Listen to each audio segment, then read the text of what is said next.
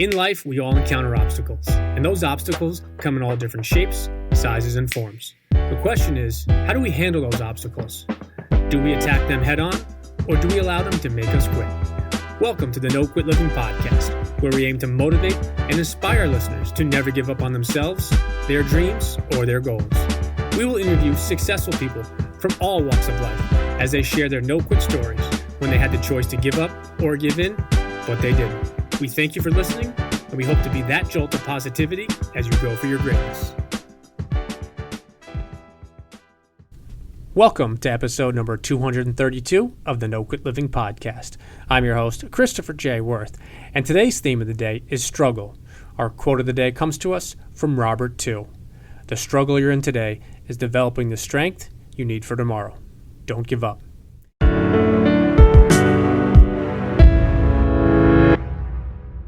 Today's episode is sponsored by the good people over at West Fair Communications, who publish the Westchester County Business Journal and the Fairfield County Business Journal.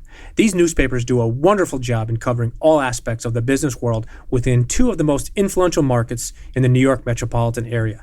You can also take advantage of their daily news feeds, which keep track on the companies and thought leaders in these important regions. For more information, take a look at www.westfaironline.com. Trust me, once you start reading, you won't quit. It is quite an honor to bring you today's episode. A few weeks back, I was in Barnes & Noble looking for a book for a client when a title caught my eye. I picked up the book, which was titled The Gift of Struggle, and I began reading. After I finished the book, I knew that I had to get Bobby Herrera on our show. We all struggle, but the question is, how do we learn and grow from those struggles? I hope you enjoy today's episode. Bobby, I'd like to welcome you to the No Quit Living podcast. Thanks, Chris. I'm grateful to be here, brother. I appreciate it. So the first question we ask everybody is, are you ready to make it happen today? All hail the underdog. So, as you know, the number one objective of our show is to motivate and inspire listeners to never give up. And I was curious if you have either a no-quit story of your own or perhaps a really challenging time that tested you and you could have given up or given in, but you didn't. I have many, but, as a whole, I'm a student of struggle, Chris. I was born into struggle. I inherited it from my family story, and throughout my journey, I had many chapters of my life where I had a surplus of struggle come my way. And every time I was very fortunate to have found the gift and reframed it early in my journey so that I could see it for the push that it really should be and the source of empowerment that I want the world to see it as. I want to just digest that for 1 second in regards to how you change something that's a struggle into a positive. What is it, the mindset, or what was it behind your mindset that you were able to do that? Well, early on, Chris, I had what I think most people, when they face, whether it be economic struggle or just life struggle, it comes to us in many forms or facets. The guarantee we do have as people is that it's going to come. It's unavoidable. And with the surplus of struggle that I had growing up, I would often tell myself that the narrative is it's always going to be this way. And, I had reverse role models around me, making choices I didn't agree with, and I didn't see a way out. And it was finally an experience that I had after I had, started my high school journey. Had a kind act that forever changed the course for me. And then a year later in the military, I started reframing how I viewed my life based on how I saw other people responding to their struggle. It's interesting that you can take that struggle but the word you use, which is reframing, I think is so important. And I love how you said, when regards to struggle, it's going to come. And something that we often talk about on the show is everybody gets knocked down. It's not a question of if you're going to get knocked down. The question is how many times and to what level of severity will you get knocked down. But the only option you have is either to let it keep you down and let it affect you, or in essence, let it make you better and bigger. And obviously, you've done that. So before we jump in, wanted to just ask if you wouldn't mind telling our listeners a little bit about who you are and what you do today. Yeah, so I'm one of 13. I grew up in a migrant farm family. So very early on, I watched my family work in the fields. I did the same, starting at a age that was much too young. And I grew up in a real small town in southeastern New Mexico. And then I joined the Army when I was 18. That was an incredible experience. Learned a lot. And after that, I started my professional journey after college, after the military. And about 10 years into that chapter, Chris, I started my entrepreneurial journey.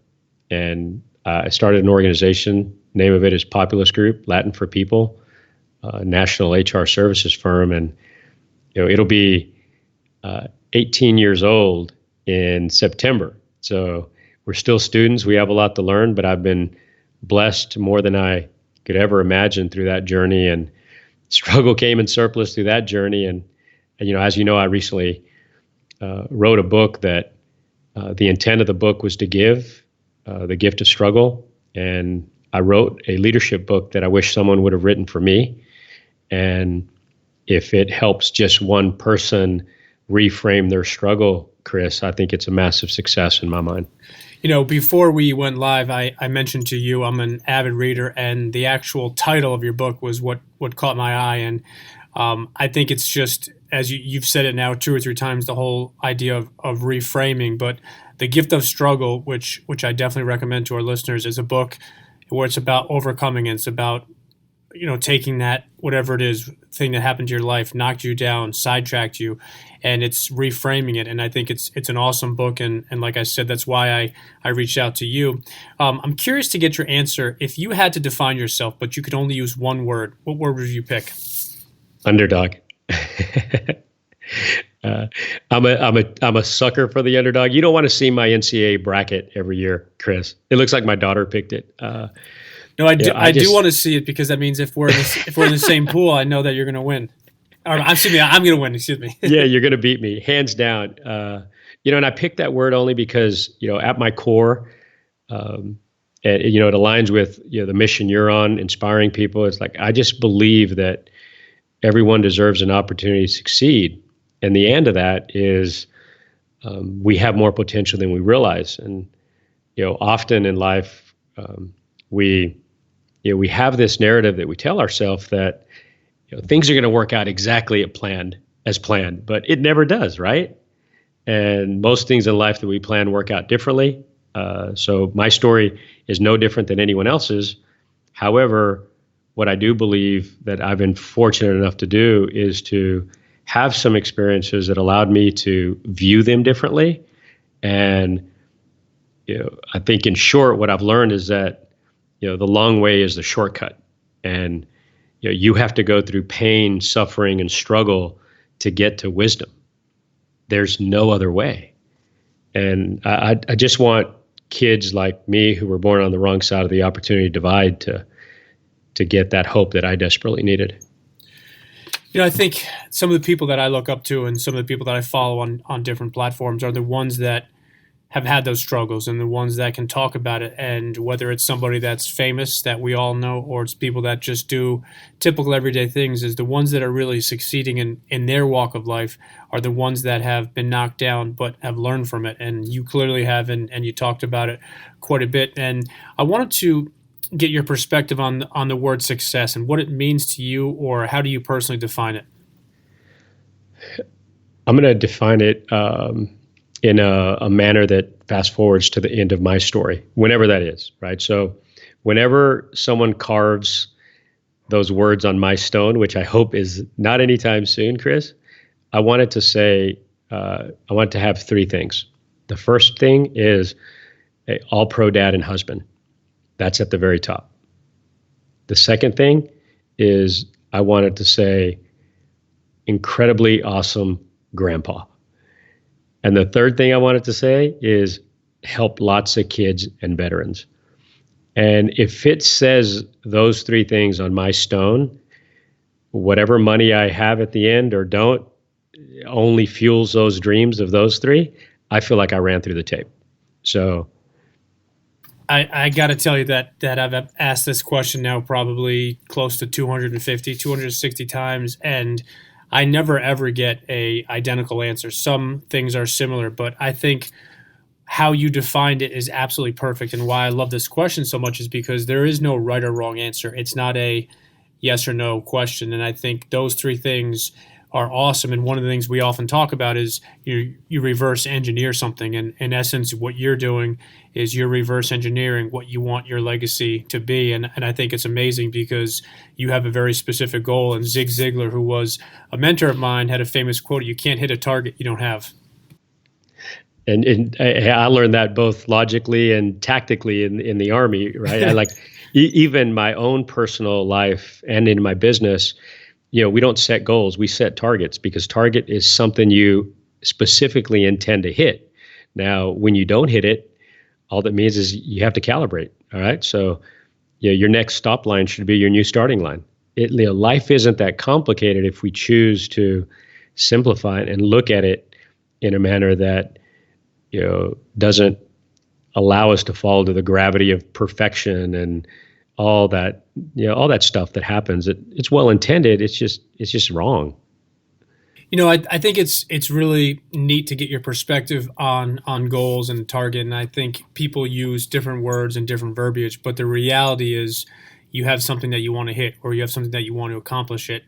And if you don't accomplish that goal, or you don't hit that target, what you need to do is you need to obviously reassess where you are, where you went too much to the left or too much to the right, or where you fell a little bit short. And I think that's such a common thing, and not just in business and in the military, but in all walks of life. And I think it's just really neat to get your opinion on how the whole concept of target versus goals, because I know people don't like goals. Some people don't like the word dreams. Right. And I think it's just interesting. But the reality is, whatever words you choose, most of them are, you can replace them. It's the concept and it's the foundation and the backbone that are the same. One of the things that we often talk about, Bobby, is the importance of a morning routine. And I was curious if you have a morning routine that you swear by.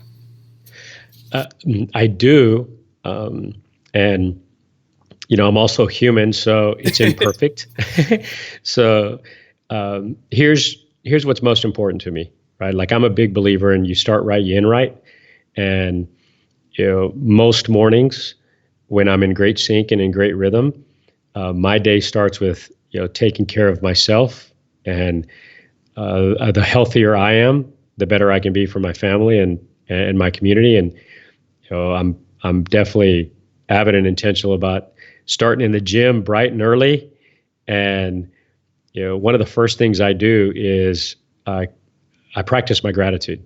Like, I write in a gratitude journal every morning, and it's pretty simple, but I write 2 or 3 things that I'm incredibly grateful for, whether it be someone or something. And, I've found over the years that gratitude is probably one of the most powerful emotions on the planet, because it creates love. But 2, it has just absolutely transformed my perspective on how I view the problems that I get to solve. Practicing gratitude has helped me realize that I get to solve some of the problems I face, versus before I was practicing gratitude, I felt like, I have to. And it helped me really just change my vernacular with one word.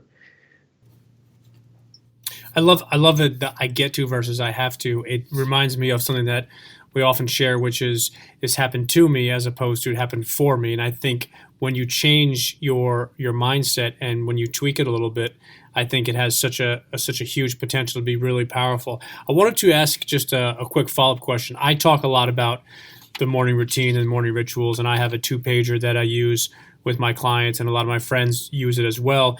And one of the things that I get asked often is, what happens if you run out of things to be grateful for? What happens if you run out of, and I just wanted to get your quick opinion is do you always do new things, or do some things overlap, or what's your perspective on that? Well, I understand how someone could, I think genuinely say, well, I don't want that routine to become transactional.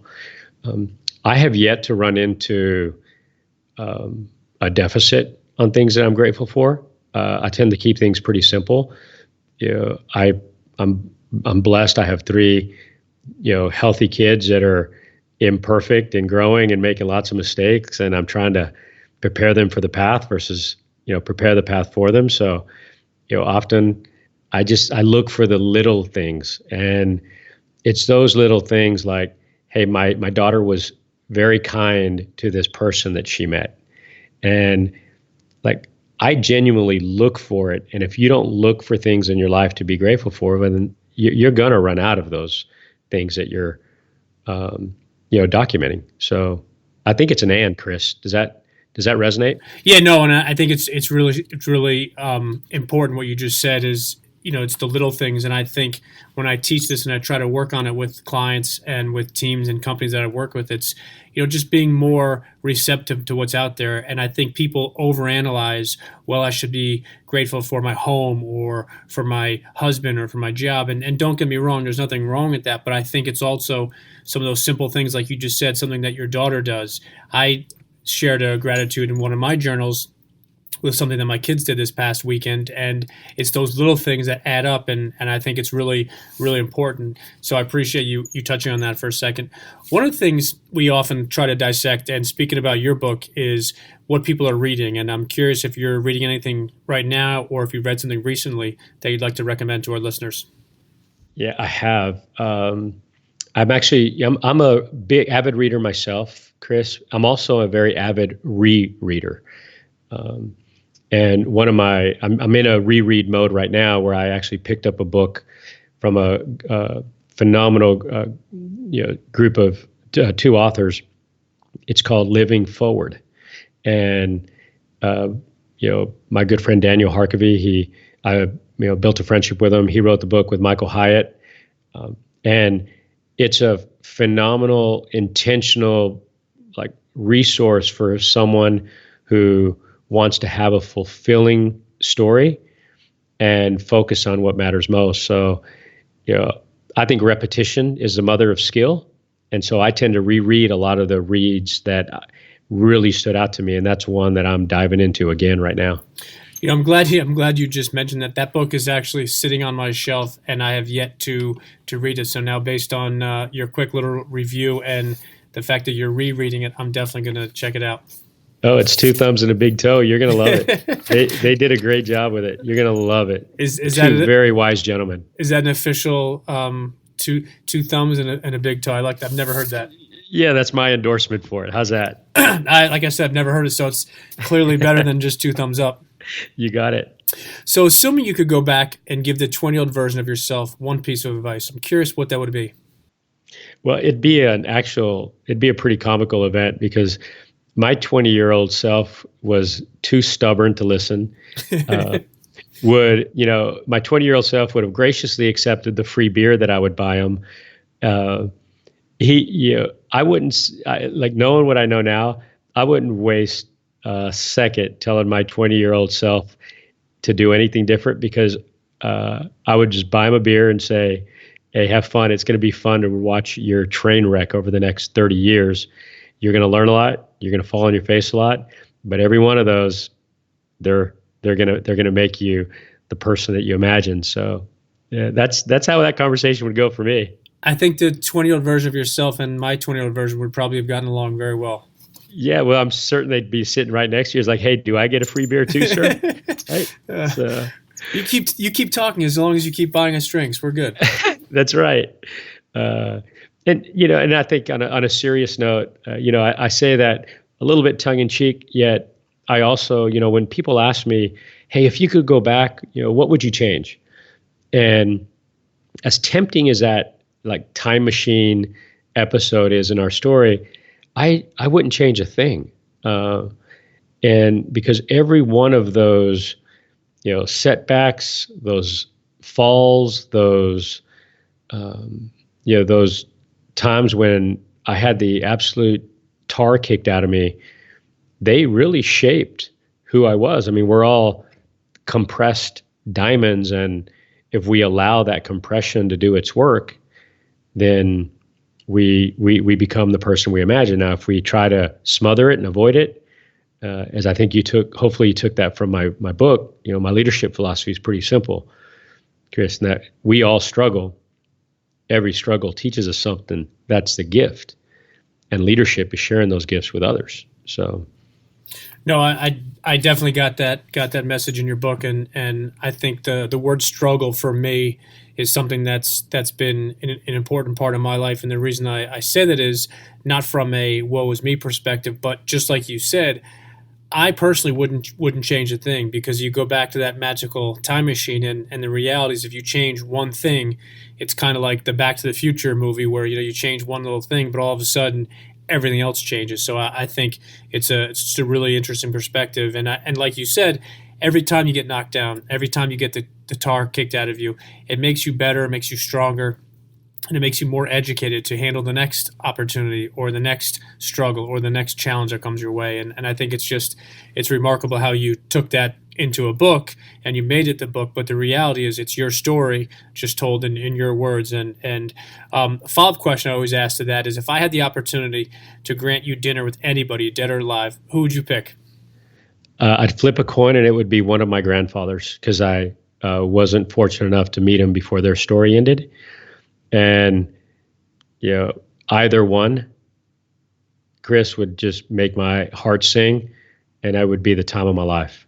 I have so many questions that I'd ask him. Well, since I can't actually do that for you, what we'll do is we'll give you dinner with both of them. Perfect. I love it. I'd take it. It would, trust me, it would be a great time. No, it's. I knew one of my grandfathers, didn't know the other, so I think it'd be interesting. And some people always answer that question usually one of two ways. It's one usually with a personal side of a parent or grandparent or somebody like that, or somebody that's more well known. And I think the reality is, whoever it is, it's somebody that's experienced different things in life, and we can all learn from everybody. My father always taught me is that you can always learn from everybody.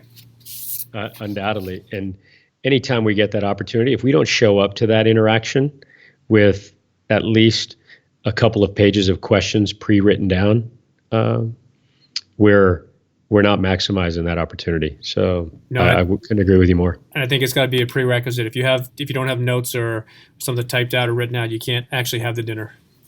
Yeah.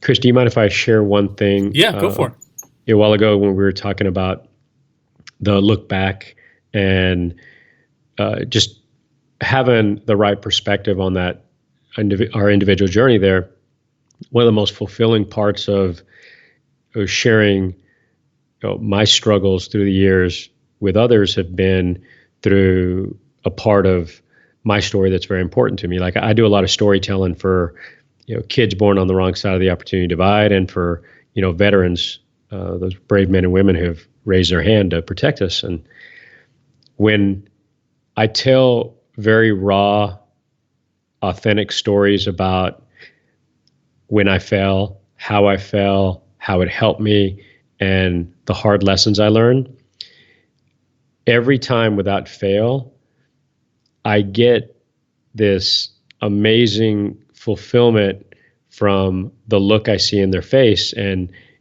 I'm big on body language and human behavior. I'll often see their pupils dilate when I share something, or they're nodding, or they have that story face. But the signal that they're sending me, I can see their confidence growing, and I can see them telling themselves, with those cartoon bubbles that are popping up in their thoughts, they're like, wow, maybe this struggle and this pain and hardship that I've been through has been part of the plan.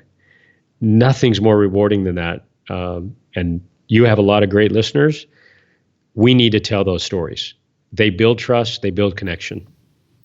No, I could not agree more with the whole idea and the concept of stories, and that's why the first or second question I ask on every episode that has a guest is, what's your no-quit story or your challenging time? Because what happens is, the objective of the show and what our goal is to have every listener connect with at least one guest where they say, you know what, that story was similar or very similar to something that I went through, or my dad, or my sister, my brother. And all of a sudden, what it does is people relate to it a little bit differently. And they say, you know what, this does happen. And you know what, this person did get knocked down and their struggle was difficult, but they kept going and they became a better person. So I'm glad you touched on that aspect of it, because it's pretty important. Wanted to switch lanes here just one second and go back to a word that we often touch on, and a word that I'm extremely tied to is the word accountability. And I wanted to just ask you what accountability means to you.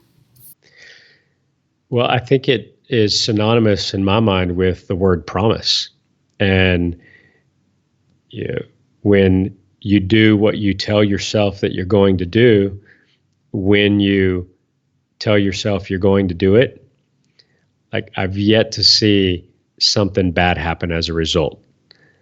Like the single most important asset we'll ever have as a person is the trust that we have with ourselves, with our word, and with our promises. And we're going to be imperfect, yet the intent and the impact that you make on others should be to be very consistent. And for me, it's synonymous with keeping those promises. And I call it choosing the hardest right over the easiest wrong. That is really a summary of why I link it to promise. I love that quote, choosing the hardest right over the easiest wrong. So wanted to switch lanes here into what we call the hot seat questions. And the only thing we ask is that you just spit out the first thing that comes to mind. That's dangerous. Let's do it. All right. If you had one last meal, you could absolutely pick anything you wanted. What would you pick? A double animal style In-N-Out burger. Wow. Favorite sport? Football. Favorite team? The Bears. Favorite smell? In-N-Out double animal style. Maybe I think I'm hungry right now. I was about to say you probably need to go get some food after this. All-time favorite movie? The Godfather Part 2. Favorite book? Reign of Gold. Do you have a favorite band, group, or singer? Ooh, I'd probably go with the Eagles. I'm a throwback. I love that. My dad Eagles classic rock. My dad would be a big fan of yours. He's a huge Eagles fan. That's great. Do you have a favorite quote? When the student is ready, the teacher will appear. That's a great quote. And then if you were stuck in a foxhole, but you can only have one person to have your back, who would you pick? It would be my best friend from the Army, Paul Sims. He always had my six, and I always will have his. I was about to say, you probably have some good people from your past military Undoubtedly. life. So for our listeners that want to connect with you, follow you, and most importantly, the ones that would like to get a copy of your book, what's the best way to do that? And also, are you active on social media? Yes, I'm active. I'm new to it, Chris. I moved to a farm in Portland to lay low. I'm kind of messing it up by writing the book, but it's been a great journey. They can follow me on LinkedIn. I'm very active on LinkedIn. And on Twitter and Instagram, it's at Bobby Herrera PG. And my intent with all the social media stuff that I'm doing is to share these great stories that I'm learning from and getting from fellow students of struggle and paying forward these gifts. That's awesome. I definitely recommend our listeners to connecting with you. And then last question I have for you is if you have any parting words you'd like to leave with our listeners. Yes. We all struggle. Every struggle is a gift. And leadership is sharing those gifts with others. I love it. Perfect advice, and no better way than to end today's episode. So I just wanted to thank you for sharing what you did, and definitely recommend that our listeners connect with you and get a copy of your book. Hail the Underdog. Thanks for having me, Chris.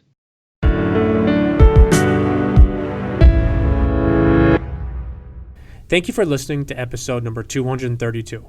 Bobby Herrera is quite a guy, and I hope you enjoyed what he had to share with us today. Bobby defined himself as a student of struggle, and I thought that was great. As I was listening to him, I realized that we are all constantly struggling, but what we do with that struggle is up to us. In his parting words, Bobby shared how every struggle is a gift. So as you go for your greatness today, I challenge you to take your struggles and learn from them. Let your struggles make you better. And lastly, to our listeners, thank you. We truly appreciate your time, and we hope our episodes inspire you to keep on attacking life and never giving up. To quote Dr. Norman Vincent Peale, it's always too early to quit.